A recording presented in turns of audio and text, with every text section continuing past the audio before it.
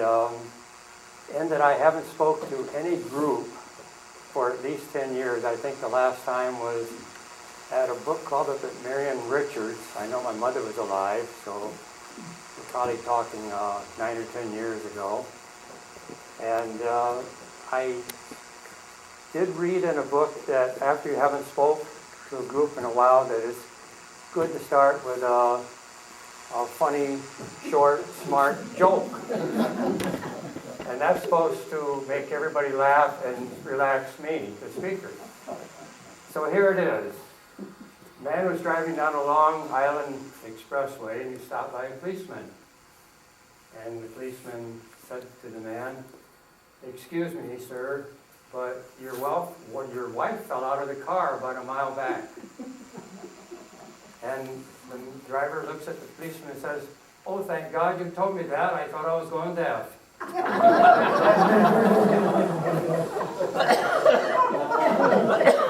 it worked. You're laughing and I'm relaxed.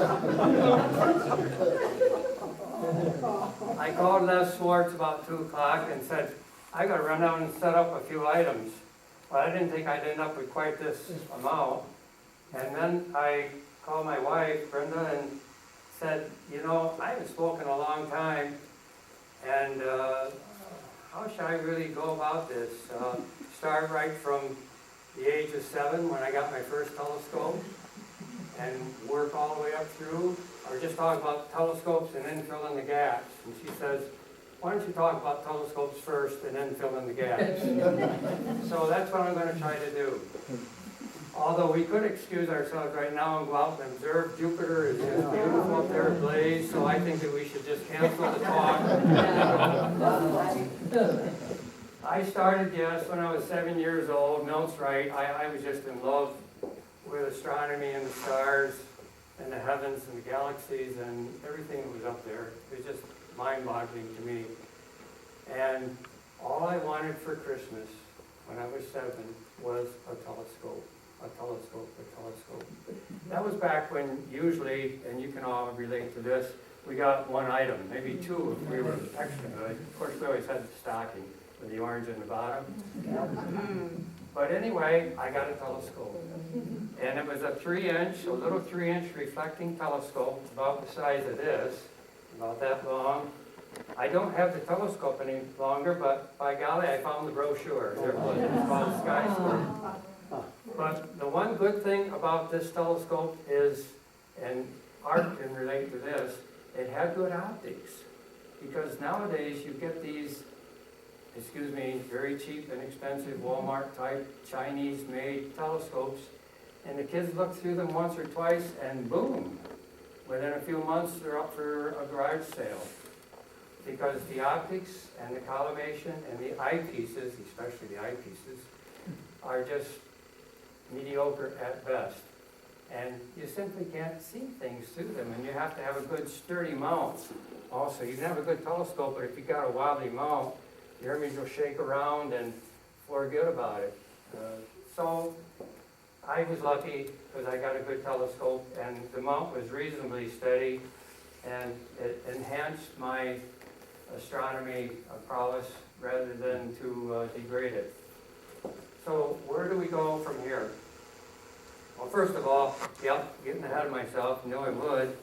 One, to thank Carol Henry for this beautiful book. Wow. And on page 16, there it is. The Yeier home. And my father had, he was at a service station, and there was a gas pump there, and in the back was a dance hall. He had dances on Saturday nights, anything to make a nickel. Like a lot of us, in fact, most of us, we were poor and couldn't afford braces. Are you kidding? I still have buck teeth, always will. Couldn't bring them back. It was too much money. But I was absolutely blessed with a fantastic mother and father. There they are. Isn't he handsome? He looks like Ronald Coleman. That was before Clark Gable. It goes way back, and my mother was just a doll, I thought. So Father had good taste. And there's Donnie and there's Vonnie. Now I have a brother who is 3 years older than I am. In fact, he just turned 75 2 weeks ago. And Vonnie, at the age of 18 months, came down in the evening. My mother put him to bed. He was perfectly fine. And she heard him murmuring, and she went in, and he had a high fever. And it just kept going up higher and higher. And she took a thermometer, and as you know, where back then, and it was like 107 degrees. She got a hold of Dr. Moulton. You probably remember the name. Doc Moulton came rushing up, but it's too late. And his fever went up to 108, and it burned out 5 places in his brain. I've seen the x-ray, and it's just unbelievable. And from that time on, my brother became an invalid with the mentality of a 3-year-old, and it remains so to this day. He's now living, and he was supposed to have passed away in his 30s. But he's still alive, as I just said, and living in a private home in Endicott, and probably right now never been happier in his life. And so that's a real blessing to me. But back then it was, his name is actually Theodore, after my mother and father, Leo and Eudora. Theodore Don Yeier, and we call him Vonnie and Donnie. So there's fat little Donnie, me, and my brother Vonnie, and here we are about, I think this was last Christmas, and there's Von. One eye is completely gone now, and so that brings us up to date right there. I'll say a little bit about my folks. My mother was an absolute saint. She was an early founder, I should say, of the United Cerebral Palsy Association of America. She was 19 years as town clerk in Gander, and she also started the Special Children's Clinic up in Ithaca. So, what a person. I'm just so lucky to have her. My father, on the other hand, was an absolute genius. He built a lake. There it is, about 8 acres in Upper Fairfield.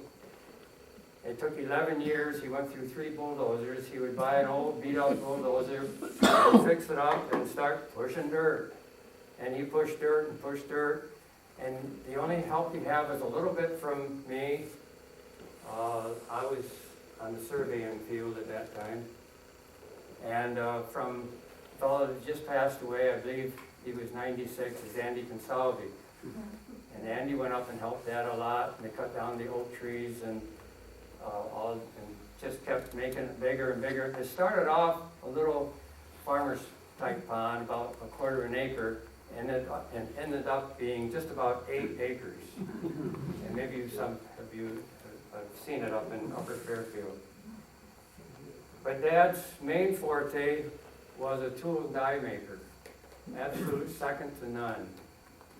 And he told me early on in my life, because I knew nothing about machines and he knew nothing about telescopes or astronomy.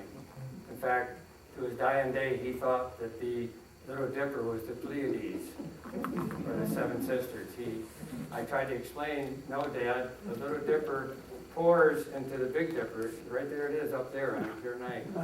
And he always called me Dickie. I don't know why. He says, Dickie, you're nuts. He says, it's right over there. Right there it is. There's the Little Dipper. But he pointed to the Pleiades in the sky. So,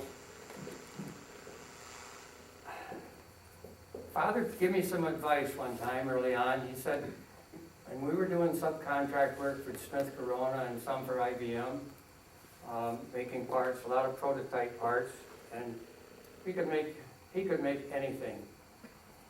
I gave him a print one time. I believe it was a left-handed metric thread. And I said to him, here's one you can't do. And I think it took him about 3 or 4 hours, and I came back from having a sandwich and it was sitting on my desk, complete and perfect.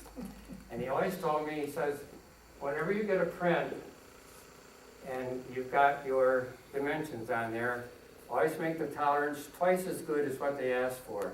They want plus or minus 1/1000th of an inch, make it plus or minus 0.5 of an inch, 5/10,000. And good advice, real good advice.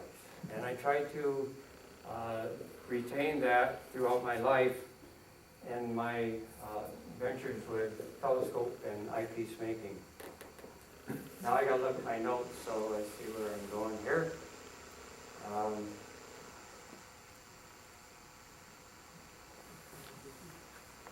I'm doing well. I'm on page 3 already.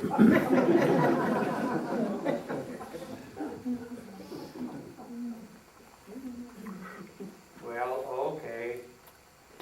In high school, while a lot of the fellows, probably like Clarence Rose, for example, was working on cars, I was building telescopes. And we had the machine shop, a few machines, the lathes and drill presses and grinding wheels and what have you. And that's where I started. My business was right in the shop, and I'm still there, same building. Same everything. I lost Dad in 1982, and I swear to you, I still go out, ask him a question now and then. Well, that's kind of emotional, because I think of my parents still so often, and it's just hard to believe how quickly life goes by. I guess it was Benjamin Disraeli that said, life is too short to think small. So think big. And that's what I tried to do. And everything that I did. And keeping my father's advice in mind. However, there was one piece of advice he said to me that refuted what I just spoke of about being big. I wanted to expand. I wanted to hire.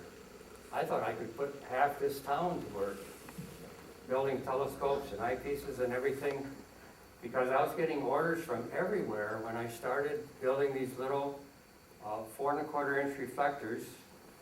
And in fact, I think Roger Westgate acquired one. And this was back around 1960, and I don't know how many exactly, but probably 400 or 500 instruments I built. And they sold originally for about $98.50. And now on the used market, if you can find one, and I did find one last summer, and I paid the fellow $200 for it, and I turned around and I sold it for $300. Give me that address, please. There you go. Roger, I'll buy yours back for Still $2. got that. But one thing led to another, and in 1963, late 1963, the fellow that was making eyepieces, his name was Chester Brandon, was planning to sell his business, retire. At the time, he was the vice president of General Precision down in Rockville, Maryland. And he advertised in the main magazine that I advertised in a lot, but I don't anymore, called Sky and Telescope. It's the main astronomical magazine. There's others, but this is considered #1. And he advertised his business in the classified section for $35,000 for all the inventory, the name, everything. You've got to remember, this was back in '63 when $35,000 was like about $350,000 today. And I couldn't afford it. I had saved everything I could when I surveyed after college. I went on the road surveying. And I had saved up about $10,000, that's it. But one day, I guess I was feeling bold or brave, and I called down there and I got actually in touch with him and said that I would like to buy his business. And he said, well, come on down. So I made an appointment and I went to Rockville, Maryland. And Mr. Brandon showed me the plant, and then we sat down to talk business. Well, I'd done a little research on Mr. Brandon, and I found out that he was a millionaire. Why? Because he was one of the 3 co-patentees of the Norded bomb site in World War II, which accounted for pinpoint bombing on some of the German factories and so on, and was greatly instrumental in having us win the war. That was just one of his accomplishments. He had another 119 optical patents to his name. He was called the Optical Wizard, and for good reason. He was absolute genius when it came to optics and optical design.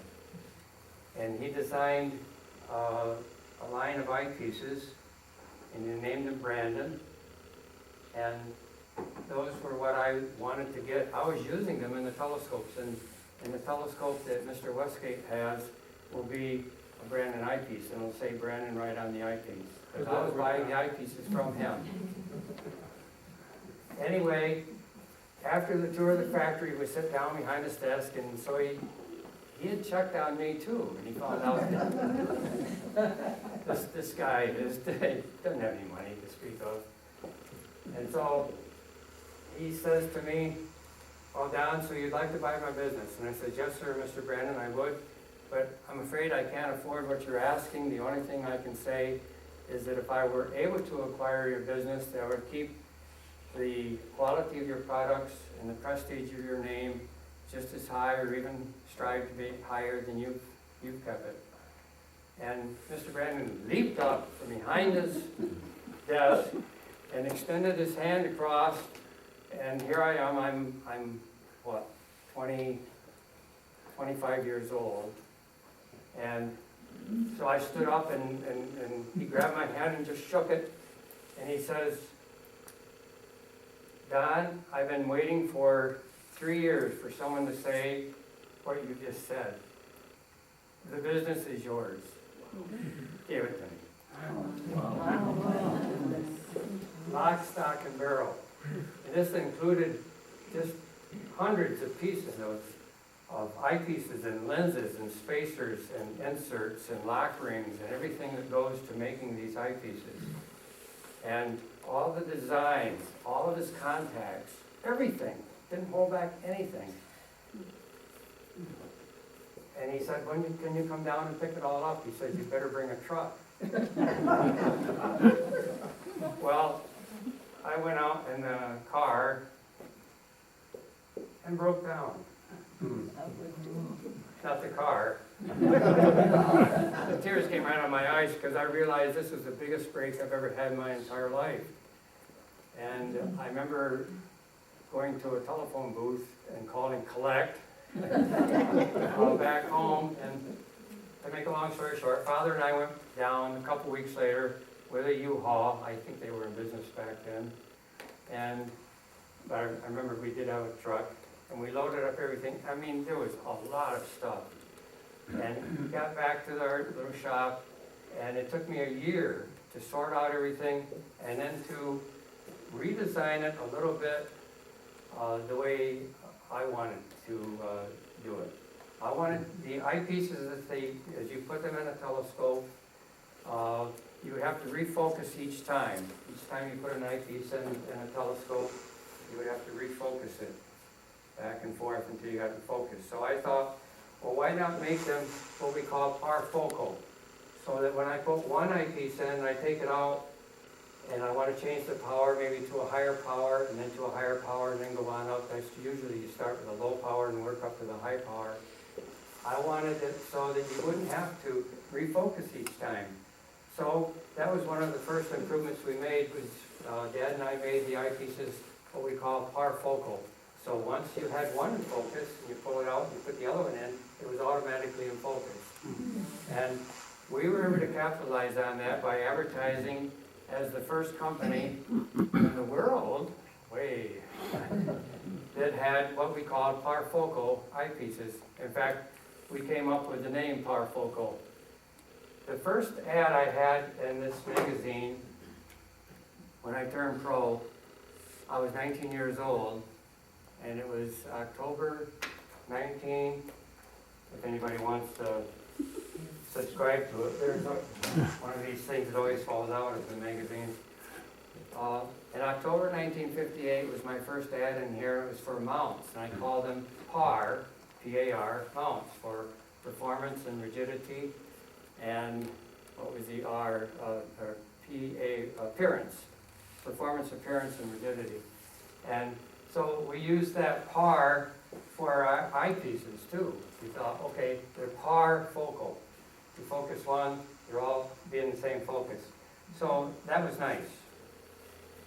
Well, where are we now? We're moving along a little bit slower than I should be here. Let's see. Okay.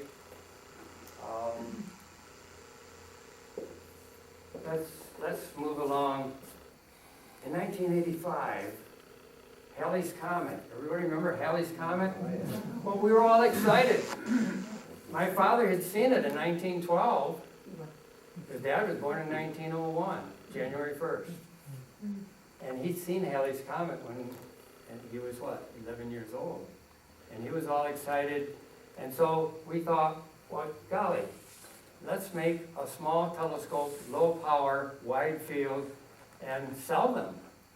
We've got a pretty good reputation in the field. I named my company Vernon Scope. My middle name is Vernon, and I tacked scope on it. That's how we ended up with that.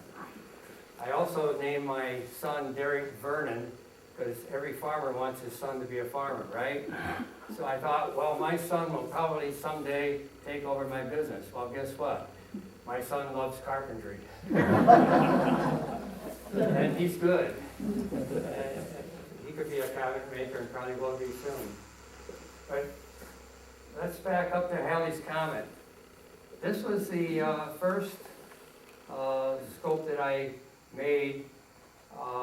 It's kind of the prototype, and we just turned it out of a piece of oak.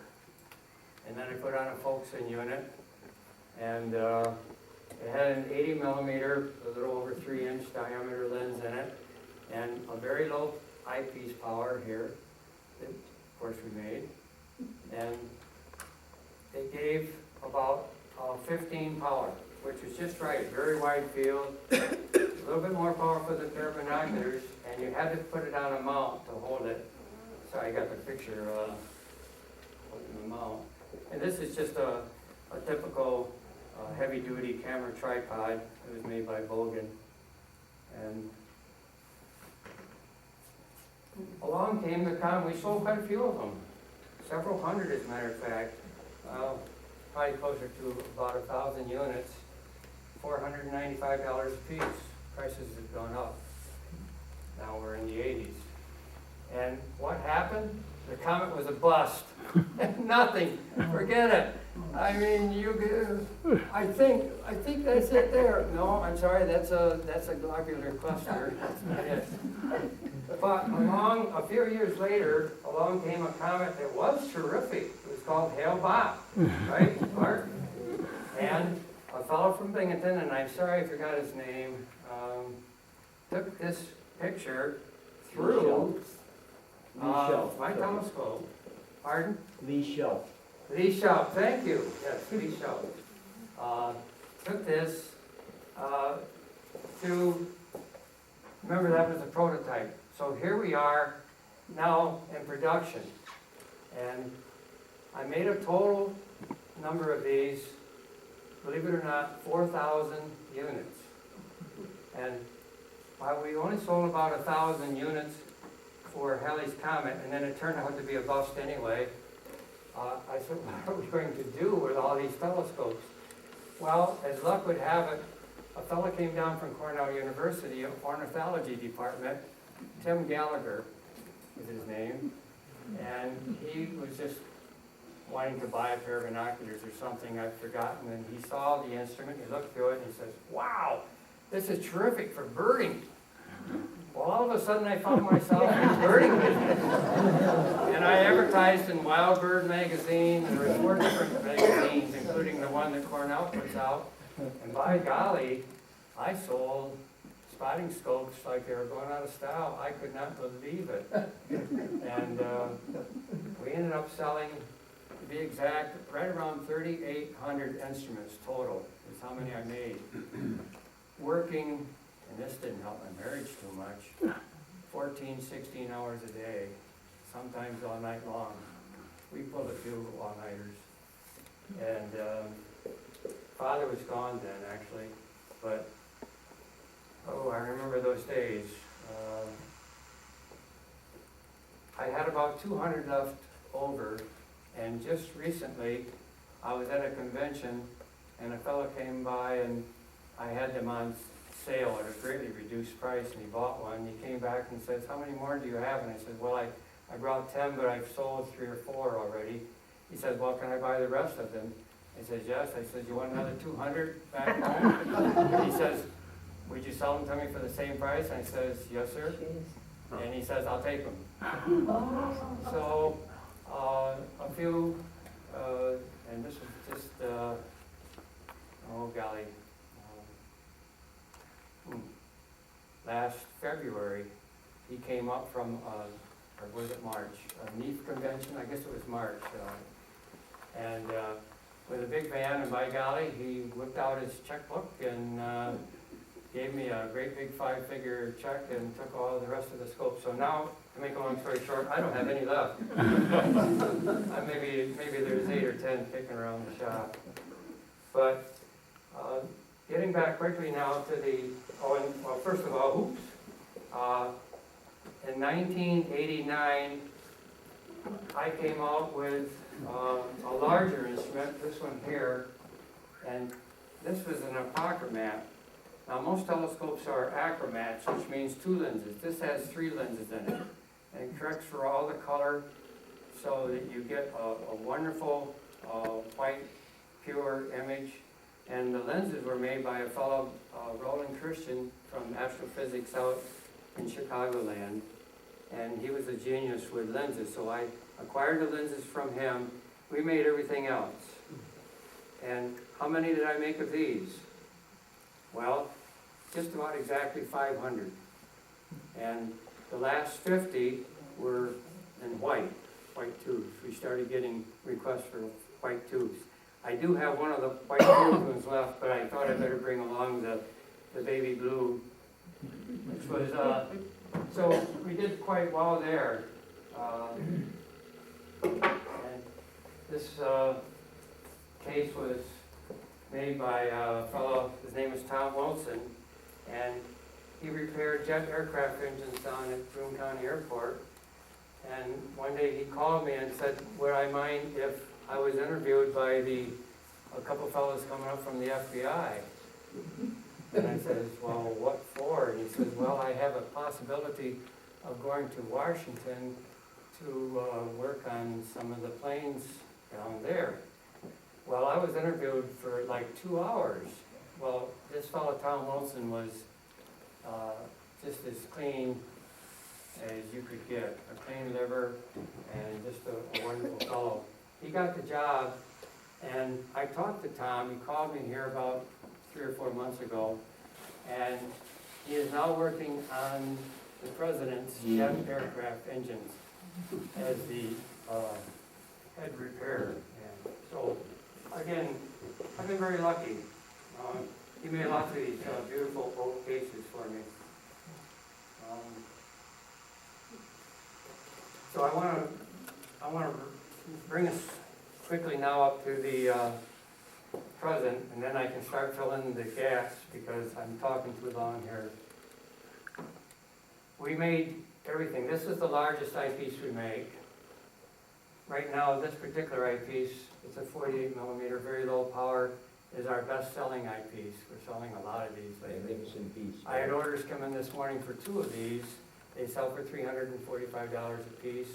One came in from the UK, and the other one, believe it or not, came in from New Zealand.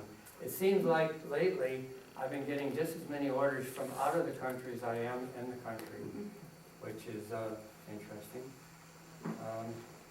And this is my largest eyepiece I ever made. It was a 40 millimeter. Here's one of the lenses that went in it. this is a doublet lens. There's a total of 6 lenses went in this. And they're separated by spacers, and then we have the lock ring that holds everything in at the bottom. Actually, if you screw this out,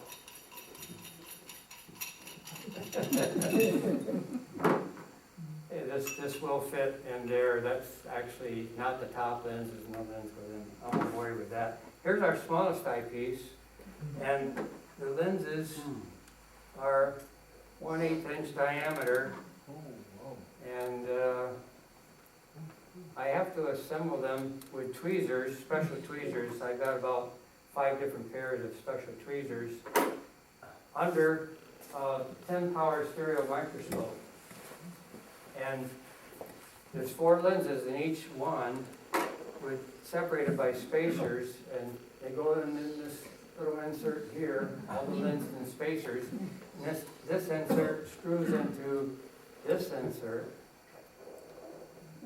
This is our own design. We figured this one out. This is one that Mr. Brandon hadn't done. And he advised me, incidentally, not to come out with this high-power eyepiece. Well, this was way back in the 60s, and the telescopes were so-so.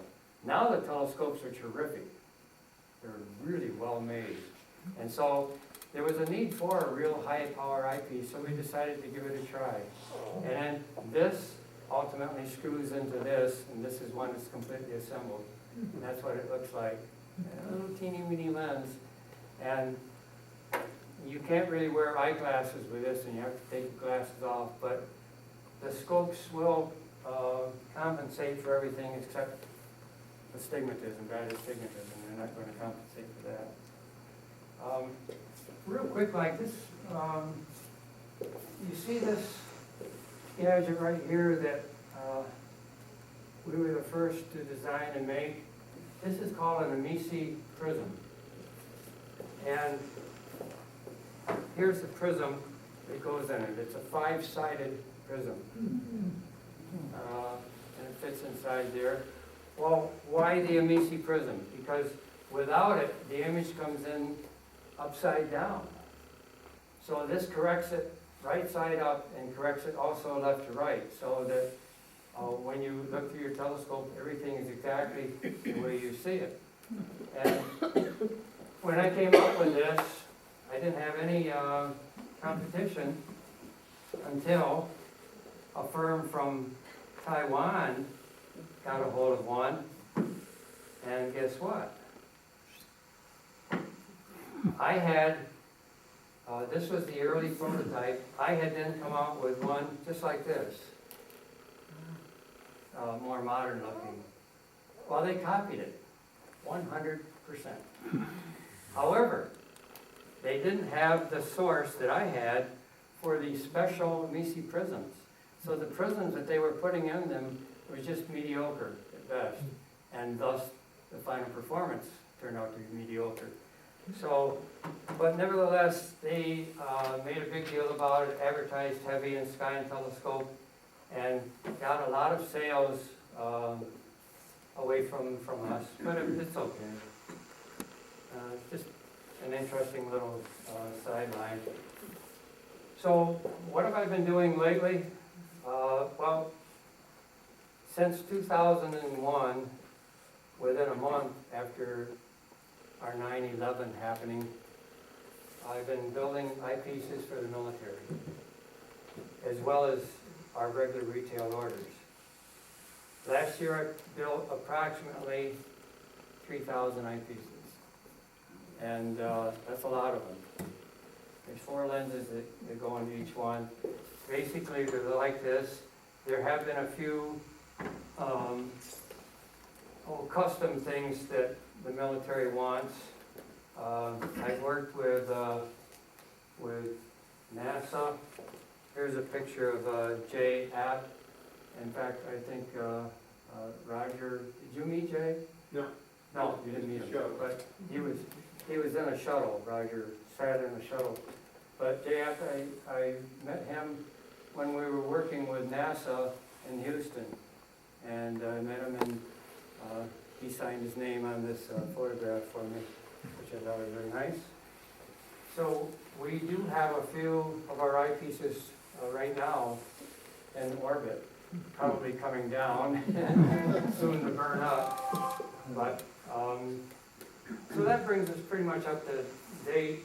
Now I'm going to start quickly filling in the gaps before Milt says, okay, Don, you've talked enough. Let me see here. We talked about the big eyepieces and the little eyepieces. And I got a little note here. It says, I got more gaps to fill. Have you fallen asleep yet? Well, I found myself getting into scientific instruments, antiques. Here's one. This is fairly rare because it came from Germany. It's all the engraving Utschneider and Fraunhofer and Utschneider. This was made around, I'm saying about 1880. And then there's all kinds of things I got myself into. This is an orrery. They used to have them in schools. This is one that actually works. And, for example, I just brought this along. This is an astrolabe. And then there's, microscopes and old binoculars and compasses, sundials. I could just go on and on and on. They're all, so I decided I had so much stuff, maybe I better have an auction. So in 1990, I had my first auction, and then I had 12 more cents. And that's been rather interesting and quite time-consuming, because with each item in here, you had to research them out to get the dates and everything about it. So it was almost like writing a book. And the last one I had, as I said, was in 2001. I haven't had one since. Why? Because I've been working about 10 hours a day building eyepieces. And I kid you not, it's been 10 hours a day. I usually, I'm not an early riser, neither was my father, neither is my son. I get to the shop about 10 in the morning and I leave about 8 at night, much to my wife's chagrin. We don't eat supper until about 8:30, which I said I'll probably be home about 8:30, 8:45 tonight. We'll have some filet mignon on the grill. Okay, one of the companies, incidentally, I was doing a lot of business with is called Questar Corporation. They're also getting a lot of military orders. And boy, this is something I forgot in the beginning. There's only two types of telescopes. As Art well knows, there's a refractor, which has a lens up here and converges the lens down to where it's intercepted with the eyepiece. And depending on which eyepiece you put in here, gives you the power. You might have power of 15 power, you might have power of 300. The other type of telescope is reflector. Like that first telescope I had was a little reflecting telescope. Now, Questar came out with something rather interesting. They made a combination. Why didn't I screw this off earlier? This is rather interesting. They made a combination of a refractor and a reflector together. There's the refractor, the lens up front, it's a corrector lens, and the image goes back and hits the mirror in the back. That's the reflector part. It reflects it back up, and you see a little black spot in the middle. Well, on the inside of that's another mirror, and that comes back down through a hole in the big mirror, and a diagonal, and it comes up through to the eyepiece and focuses up here. This is an early model, incidentally. That's not my eyepiece. They since have switched to my eyepieces in 1970 when I went down to Questar in New Hope, Pennsylvania, I believe, how old was I be then, Dave? 1970, that's 40 years, 17 years old. Now, I went down and I said to them, bold and brash, you make the finest telescope in the world, I make the finest eyepiece in the world.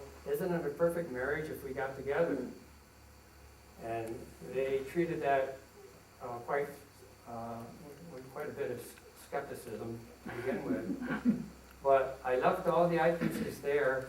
1 week later, I got the phone call that we want to switch to your eyepieces. And over the years, Questar has been my #1 client. I probably do now about, well, they give me an order about every 4 to 5 weeks for anywhere from $5,000 to $8,000, which is very nice. Now, you might think with all these things I'm into, and I haven't even got into the gold mining bit yet, wow, I must be pretty rich. Well, guess what? No. Being in business for yourself is tough. I mean, we all pay our taxes and insurances, and of course I have the overhead, but there's a lot of competition out there, even though we've got a good reputation. And advertising costs, especially in the beginning, and all the brochures we made, there's a brochure on the bird scope. This photo incidentally was taken to this instrument here, as were all of them here. And here's a photo of, and I didn't bring it along, something we designed called the Barlow lens. And what it does is it goes between the eyepiece and the focusing unit, and it will double or triple the power. So there's a bird, and here's the, it's a white-throated sparrow with the Barlow lens in. And if you make it right, it'll come out sharp and clear. There's a rufous hummingbird that is just absolutely gorgeous. I did not take these photos. I've given credit to the people who did on the back, but they were taken through our little instrument here. And later I came out with a little bit, what's the best word, sexier, modern type brochure. You had to keep up with it. I did the same thing. You should see my first brochure. I didn't bring it along on eyepieces. It was so simplistic. And here's the latter one. And last year was my 50th anniversary, so I thought I'll come out with a set of 6. I'm sorry, I'm missing one here. Of 6 eyepieces in a beautiful deluxe walnut case, and reduced the price down. I sold these for $995. I limited it to 100 sets. Well, before the ad appeared, and it was a very small ad in Sky and Telescope magazine, it got on the internet, and a thing called Cloudy Nights Review. Probably aren't familiar with that. When the ad came out in Sky and Telescope, a few weeks later, they were all sold. A very embarrassing situation for me, because I'm getting phone calls and emails, and what do you mean? You can't take my order, you know, the ad just came out. So I decided, well, I'll come out with another set of 100 and put 50th anniversary on the back, only I'll make them black rather than gold, because I really had committed myself only to 100. So I made another 100 sets, and they're gone. So that was kind of nice. I sold them for $995 a piece. Isn't it amazing? The retail price now of these eyepieces are $235. When I started out, the same eyepiece, same lenses, same design, same everything, was $18.75. On the other hand, the Hershey bar was a nickel.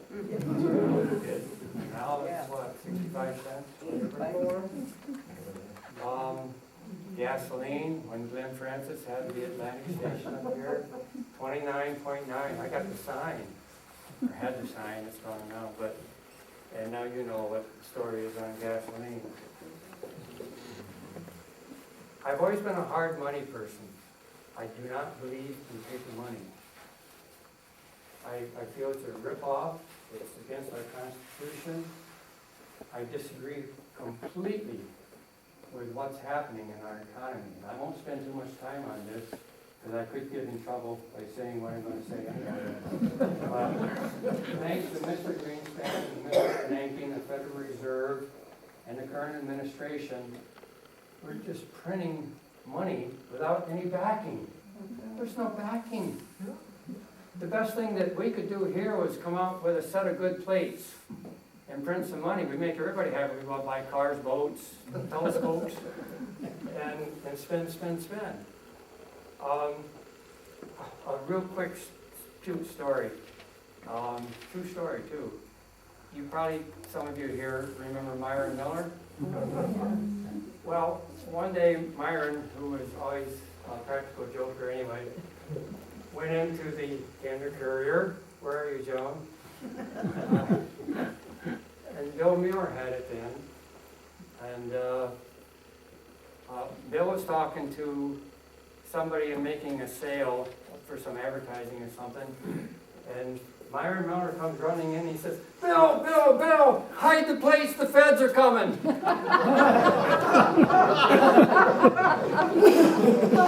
Hide the plates, yeah.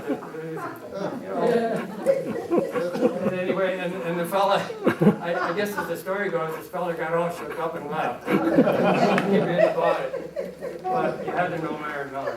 He knew something else. But that actually did happen. But to get back, in 1974, my father wanted to go out and see his brother Frank. And he lived in San Bernardino, California. So I flew out with Dad, and we visited my Uncle Frank, and he knew a couple gold miners. And we went to a gold mine. Well, make a long story short, I got gold fever.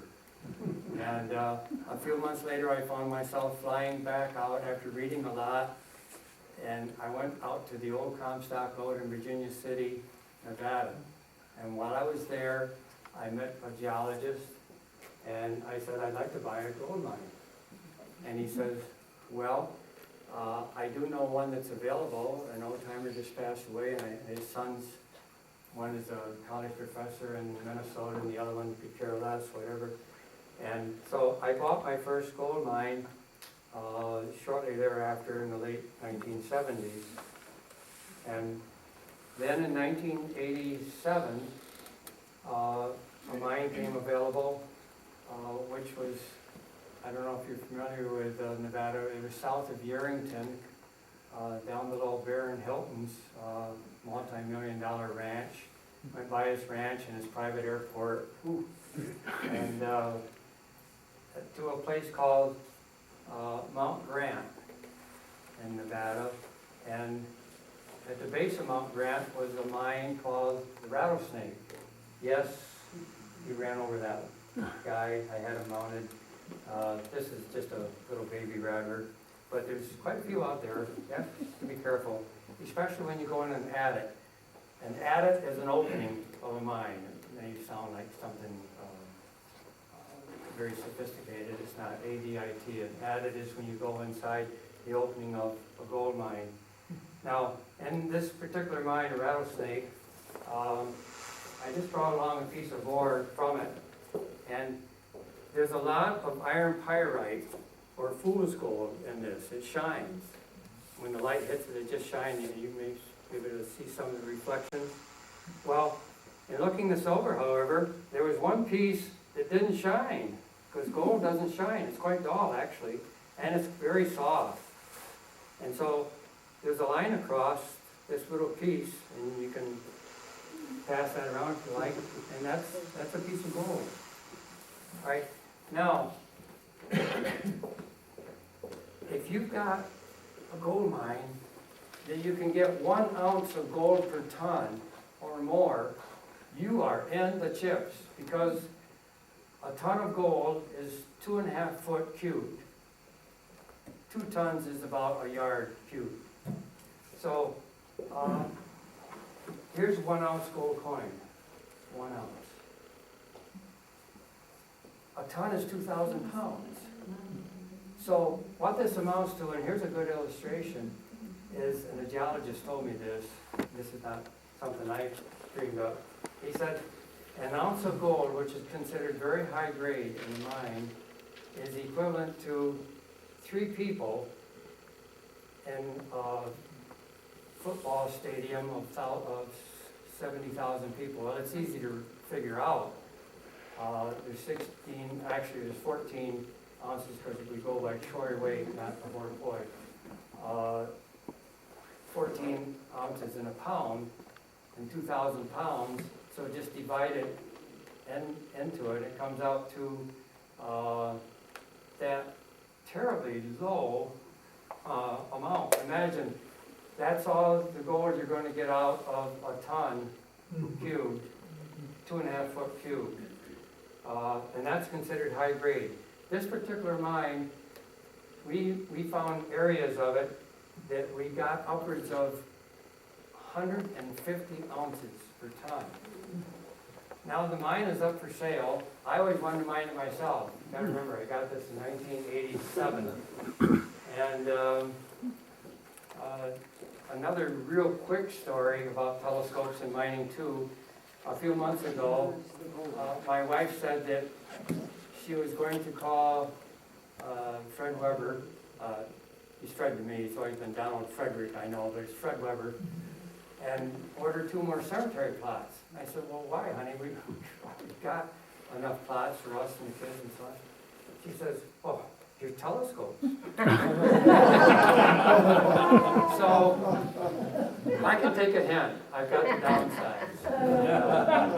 And so, I've been putting some of my telescopes in an outfit called Skinner. You've all heard of Christie's and Sotheby's. And then there's Doyle and 2 or 3 others. Skinner would probably rate about number 6 or number 7. They're out of Boston. But they're wonderful because twice a year they have scientific instrument auctions. And so I've entered some of my telescopes. In fact, there's 2 out of the 3 on that upper page that are mine. I just happened to, I put the card in. In fact, that's which one? It's this one here. That was a globe I put in. Globes are interesting. That's a celestial globe. Back in the 1980s, you were able to buy celestial globes for $200 or $300. You couldn't give them away. This globe here that I put in this auction brought, I think, around $3,300 or $3,400. Just again, though, that in part is due to what? Fiat money, phony money, monopoly money. And I get really upset about this whole thing of printing $1 trillion and letting outfits like Bear Stearns and Lehman Brothers go down the tubes, but not Goldman Sachs. Well, why? Let's investigate that. The why? Well, the majority of the congressmen have their accounts of checking and savings into where? Goldman Sachs. So let's give $1 trillion to Goldman Sachs and keep them afloat. Let the other ones go to the dogs. This is exactly what happened. Now they're talking about doing it again. They're calling it QE2. The QE stands for quantitative easing, which is nothing more than fiat phony money being printed. Crank up the printing press. Now, it's not coming out all in dollar bills or $100 bills.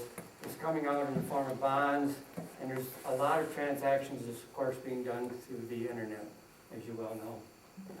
I'm not going to talk anymore about that because I get a little upset. I had to check my cards, and I got to end this quickly here. Well, one more example. Here it is. In the 1970s, John Stickle, the dry cleaners, and I were close friends, and we both realized kind of what was happening. And so we got together and we bought 100 1-ounce gold coins, just like this. This is dated here in 1904. And this is a St. Gaudens type. The earlier ones were Liberties. This one is slab. That is, it's been sent out and authenticated. And they put the grade of how good it is. If it's worn way down, it gets a low grade. If it's nice and shiny, it gets a high grade. And so on. But John and I bought 100 coins, 50 each, for $65 a piece. Recently, I ran a little bit low on cash. And so there's a place called the Coin Shop in Johnson City, and I sent my wife Brenda down with 3 of these, and she came back with over $4,000. I paid 65 bucks a piece for it. Does that tell you something about what's happening? And if this quantitative easing thing goes through, we will all be very happy to be paying $10 a gallon for gas a couple years from now. Hamburg, 12 bucks. Loaf of bread. Oh. Okay, don't get me started.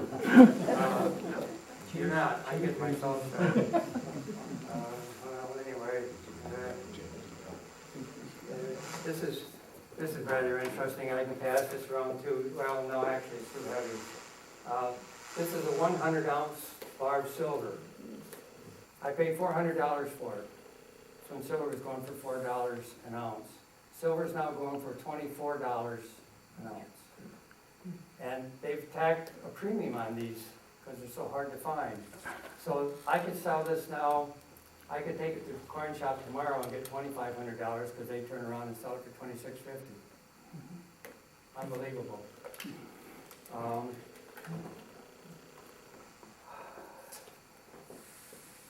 One last mine that I recently acquired, and we named a little company we formed with 3 of us, but one of the fellows passed away last January, so it's kind of in limbo right now. We call it Galena Resources.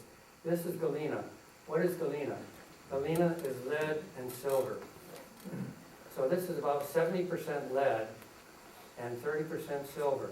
The silver in this, and you can actually see it, runs about 80 to 90 ounces per ton. So it's considered very high grade and extremely heavy. Why? Because this is 70% lead. Tough to pass that around. It's surprising. I had it, some people heard. It's very heavy. Now, the last thing I did, as far as gold mining is concerned, see this stuff here? Ooh, it's like sand, right? Color. Well, what this is during the Depression, here's a good example. During the Depression, when things were really tough, and you fed your horse oats, the horse could only digest about 85% of the oats, and the other 15% came out you know where. And that was dried, and those oats were picked out by hand or tweezers or whatever, and washed, and then refed to the horse. Okay, what's that got to do with tailings? Well, what I'm holding in my hand here is tailings from gold that was processed around 1860. And this is from the Virginia City area in the old Comstock Lode. And this has already gone through the mill, gone through the horse. But it was quite primitive the way they tried to get the gold out. They were using mercury. Because if you take a ball of mercury and roll it in this, it'll pick up the gold and silver. And so there's some mercury in this too, which I've had a little trouble trying to get permits with the NDEP, the Nevada Environmental Protection Agency. But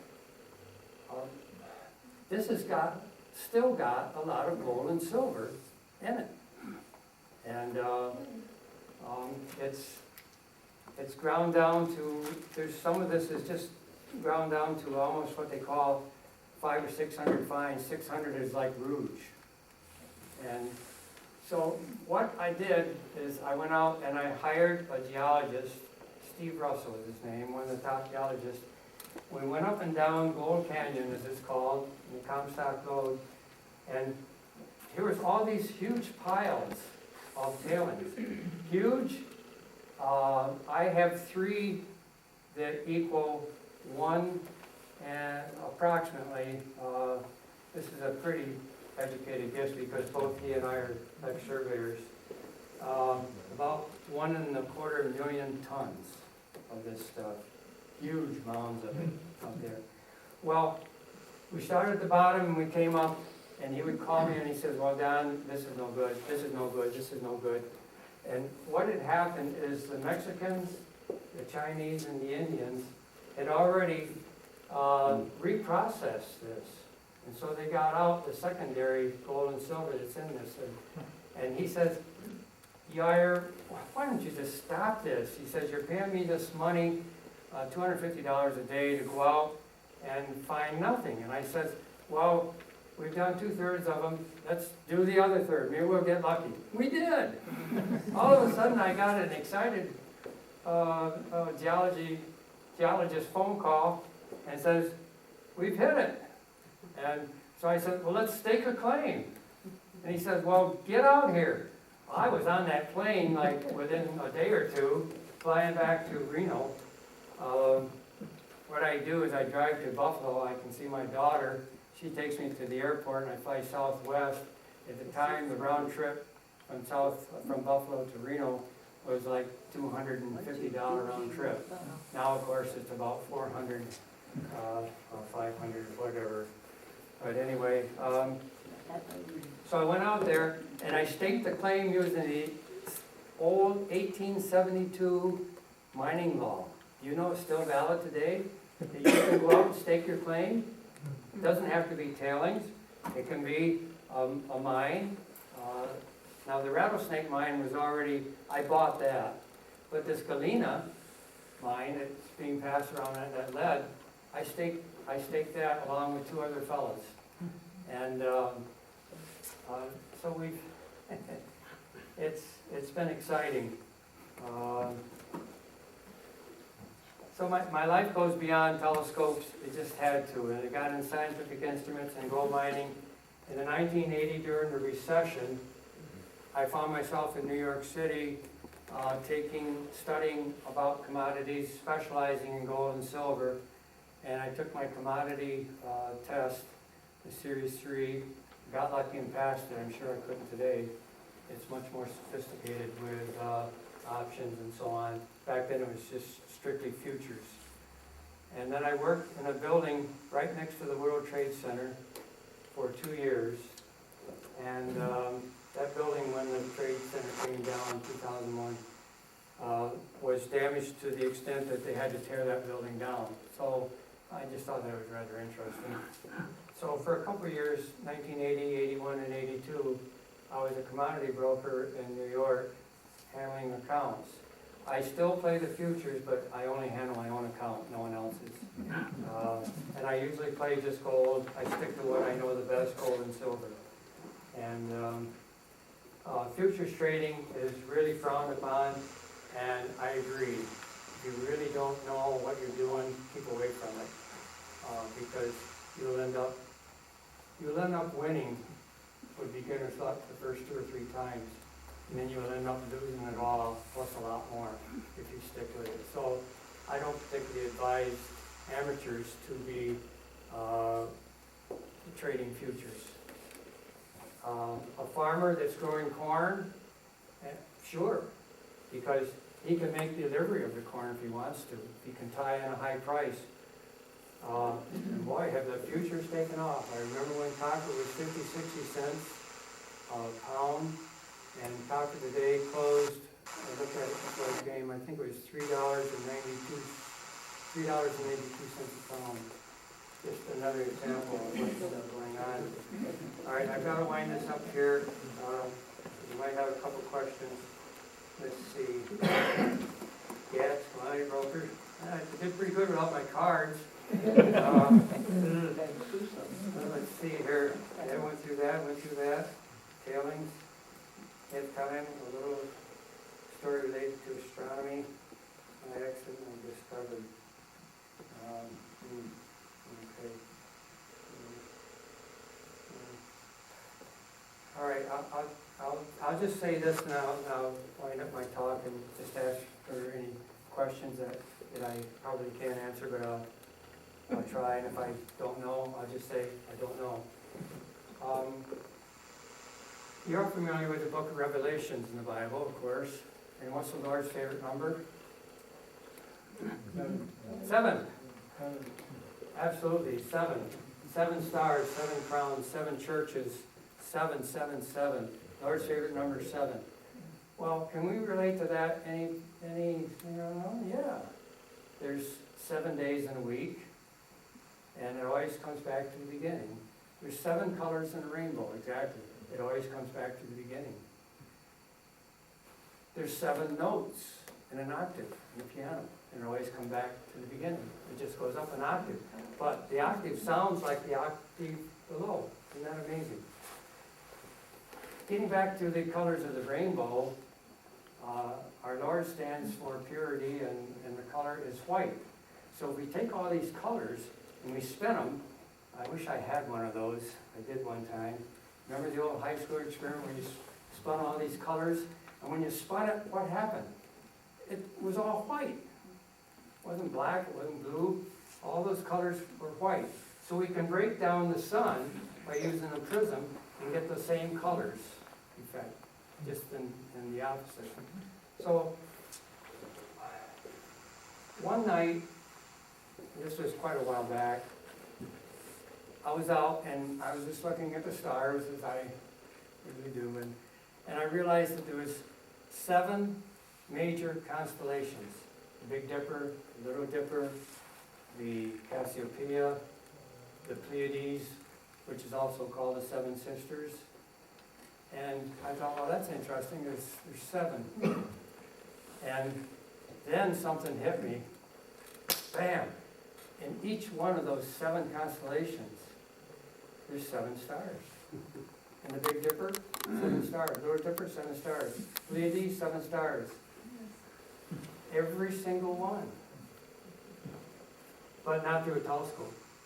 When you look at it through a telescope, there are literally thousands of stars. And as we now know from the Hubble spacecraft and camera, there, and you've all heard Carl Sagan before he passed away say, billions of stars. Well, in our own galaxy, there's well over a billion stars, billions of stars, in our own little Milky Way. And our Milky Way is just one of billions of galaxies in our universe. Well, a fellow used to come down to the shop quite often, and now he's a science teacher in Owego. His name is David Russell. Maybe some of you might have remembered him or know him right now. And Dave would come down. He was always interested in telescopes and astronomy, and he's very brilliant. And the Hubble spacecraft was named after Edwin Hubble. It discovered the red shift. The red shift means the stars are going away from you. Well, Dave discovered the blue shift. Some of these stars are coming in toward us. Wait a minute, that's not right. If this came into the Big Bang and went boom, and everything's going out, everything's got to be going away, right? No, wrong. We've got things that are coming in. So now, his idea and my idea was, well, maybe there's more than one universe. So the biggest thing now on the astronomical scene, and practically all the magazines is Art can testify to also, is the fact that there may be multi-universes. There may be millions of other universes beyond our universe that contain billions of stars, and now they've proven around a lot of these stars are planetary systems, just like our system. There may be billions. And where does it end? Does it go on forever, ad infinitum? It's quite thought-provoking and exciting to me. Well, I guess I better not talk anymore. Are there any questions? Like, Don, it's late, go home. I saw Roger yawn. I only saw one person yawn, that was Roger Winstead. And I knew then I had to shut up. In fact, he's got a question. You do your own plating, or you do your own plating, or do you? Plating? No. I've used different platers, but the one we're now using is Triple Cities Metal Finishing in Binghamton, down in the industrial park. And they do all of my black anodizing on everything. They're very good, very efficient. And I will sometimes a lot of times I get an order from the military, maybe for 25 eyepieces, and the delivery date on the order was for yesterday. And that's when I pulled an all-nighter. I build eyepieces like they went out of style. So now and then I may run low on parts, and I will put on their military order, please rush. And they will give me top priority down at the plater. Don? Yeah. Fred Weber. The little tiny eyepiece that you put together with tweezers, what's that used for? Okay, why is the lens real small on it? You know, this is a low power eyepiece and there's not much of a curve to this lens. Well, as you increase the power, you gotta increase the curvature. And so you ought to see the wicked curve on the outside, if you could see it, of this little guy. It's like that. So the greater the curve, the higher the power. So this little guy gives the highest magnification of any eyepiece on the table. What application, what is the application of it? Like looking at a planet and you want to see detail, like looking at Jupiter or Saturn or the moon and craters. Something that's bright that you want to see a lot of detail. Oh, okay. Well, I could look at Jupiter on a poor night, and about the best I could do would be a 125 power. But on a real exceptionally good night, I could run the power up to, with this little guy, to 400 power. Oh, okay.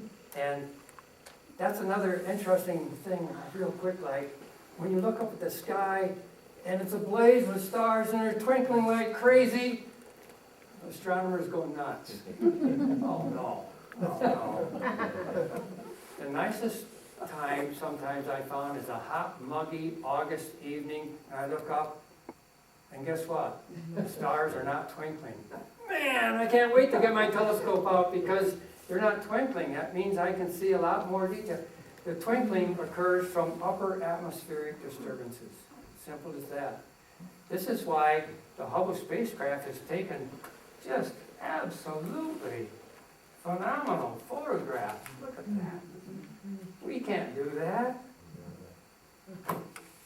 Now, some of the fellows are getting pretty wise with some of their telescopes, and what they're doing is they'll take 100 photos and then they'll put them on top of each other, top, and they'll come out and very, very clever. The first photo I ever took through a telescope is this right here. It's of the moon, of course, and not bad. You can see the craters and the mountain ranges, and I took that through a refractor telescope that I made, similar to this. It had a little bit larger aperture. It was about 4-inch aperture, and I would say that probably, get it right on the back, I'm supposed to, no, I didn't on this one. That was probably taken in about around 1.5 seconds without any motor drive. Now, if you, hi. That's my wife.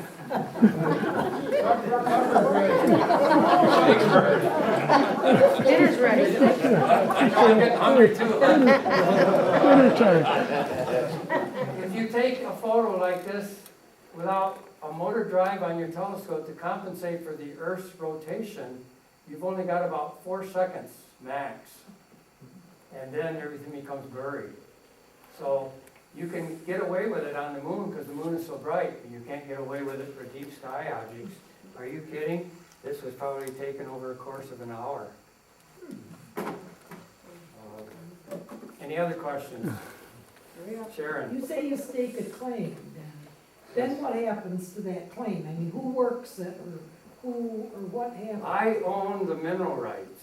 Oh, You own the land underneath it.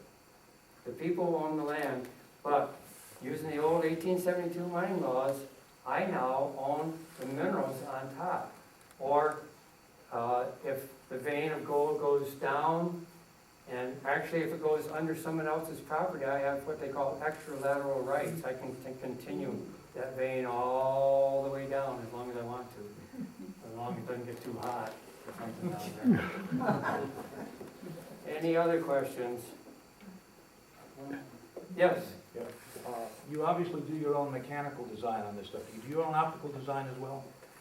I never really got into the optical design that much because there were men that were far superior advanced with optics that I would go to and acquire the optical design. Okay.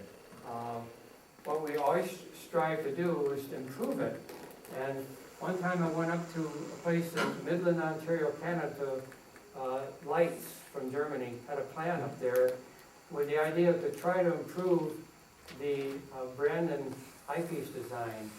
And after a couple hours of waiting, and this is before the modern age of computers, this is many years ago actually, probably about 20, Dr. Mander, who is the head optician, came out and he says, well, here's the results, Mr. Yeier, and I'm all excited because I thought it can be improved. He says, this is the most well-balanced eyepiece design that we've ever seen.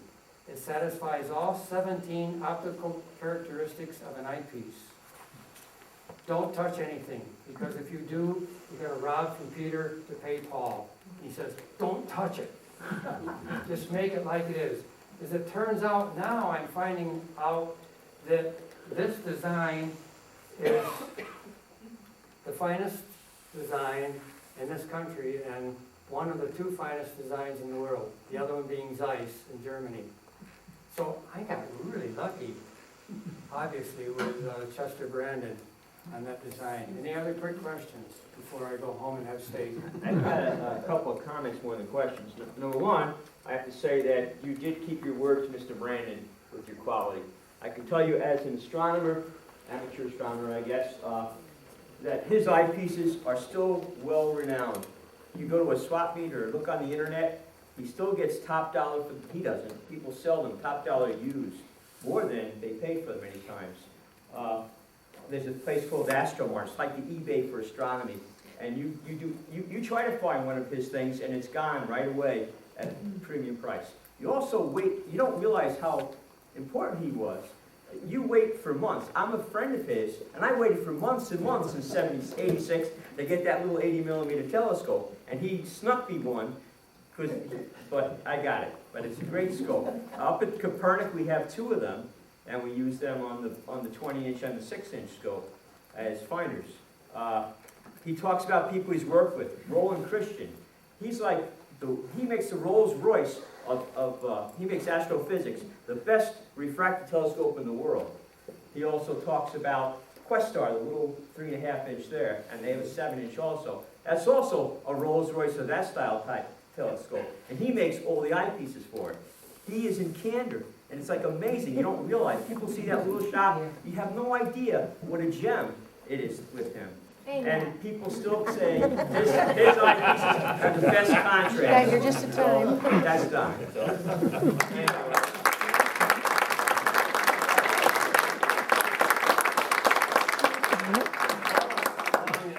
Actually empty a can of acetone, because a lot of people ask me, what happened to your hands? See the white splotches?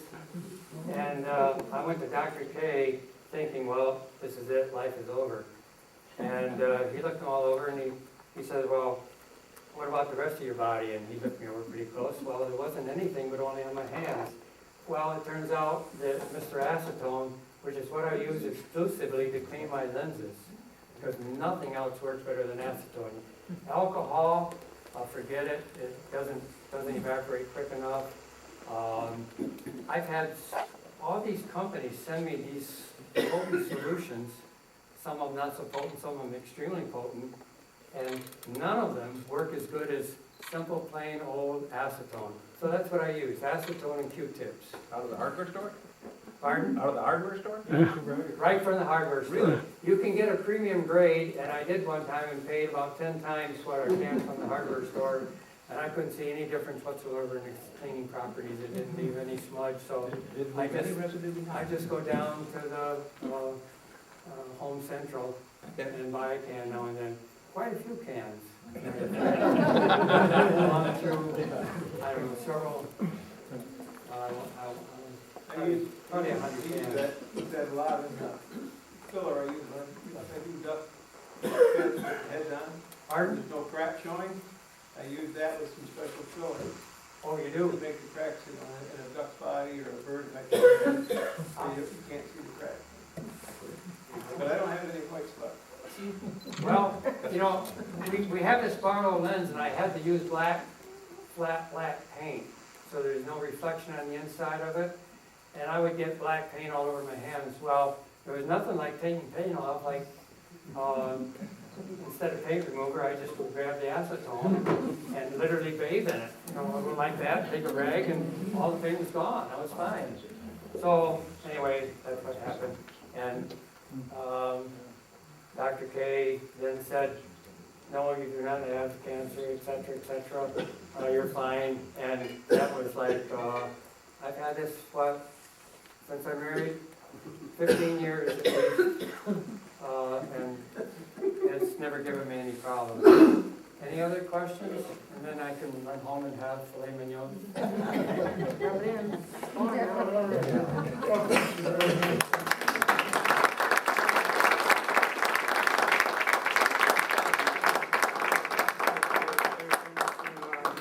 I remember to turn it on? Yeah, I guess so. Please make yourself available to the refreshments. By the way, on a different topic, the editor from Sky and Telescope is going to be up at Copernic on Friday night giving a talk on the Hubble and the images, if you're interested in going up.